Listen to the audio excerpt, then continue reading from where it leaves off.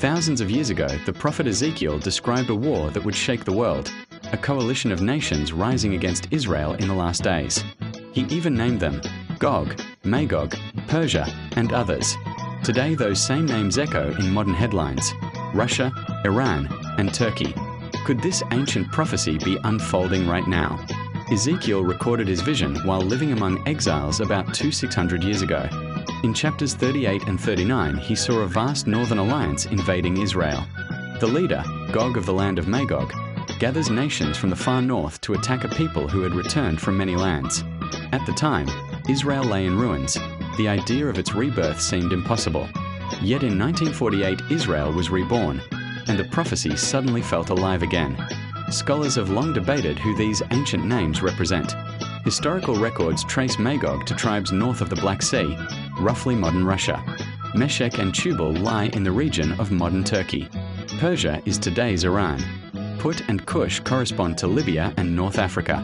When Ezekiel wrote those names, these nations had no connection at all.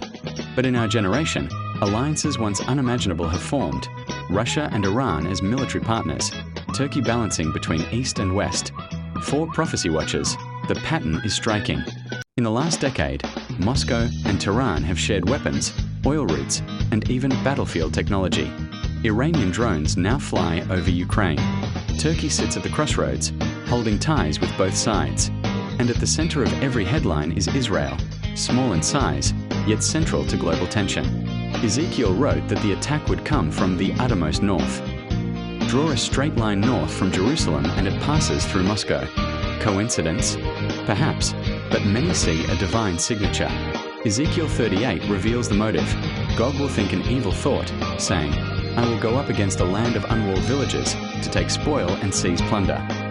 A peaceful, wealthy nation becomes the target of greed. Modern Israel, advanced, prosperous, surrounded by enemies, fits that description almost perfectly.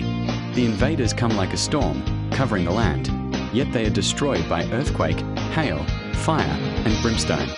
Whether that means divine judgment or the chaos of modern warfare, the message is the same. The aggressors fall, and the nations know that God is Lord. Across the Middle East, we now see shifting alliances that mirror Ezekiel's list. Russia's presence in Syria places its forces directly north of Israel. Iran funds militias on Israel's borders.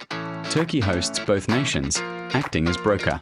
News outlets already speak of a new northern coalition, the same phrase used by Bible teachers decades ago.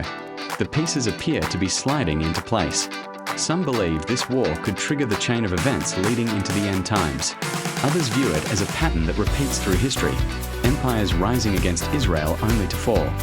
Yet each attempt echoes the same prophecy. Like an old script, humanity keeps performing. After the invasion fails, Ezekiel says the nations will recognize God's power. Weapons will burn for 7 years. The battlefield becomes a burial ground called Hamongog. Some read 7 years literally, others see it symbolically, a cleansing period after massive conflict. Either way, divine justice ends the story. Not all scholars take the prophecy literally. Many theologians believe Gog and Magog represent the recurring spirit of rebellion, humanity's hostility toward God and his people. That image returns in Revelation chapter 20, where the same names symbolize a final global revolt. Whether the war is physical or spiritual, the pattern remains. Human strength rises, only to learn that ultimate control belongs elsewhere. Ezekiel's message was never fear, it was faith. He wrote to exiles who had lost everything, reminding them that even chaos lies within God's plan. Whatever alliances form or wars rage, the outcome has never been outside divine hands. A prophecy written 26 centuries ago. Nations once scattered, now aligned. A world trembling on the brink. Are we witnessing the gathering of Gog and Magog today, or simply another chapter in the long story of human ambition and divine restraint? In our next episode, we'll explore Daniel's vision of 4 kingdoms, an ancient dream that may reveal who truly rules the world today. Subscribe and join me as we uncover the mysteries written thousands of years ago and see if they're unfolding now.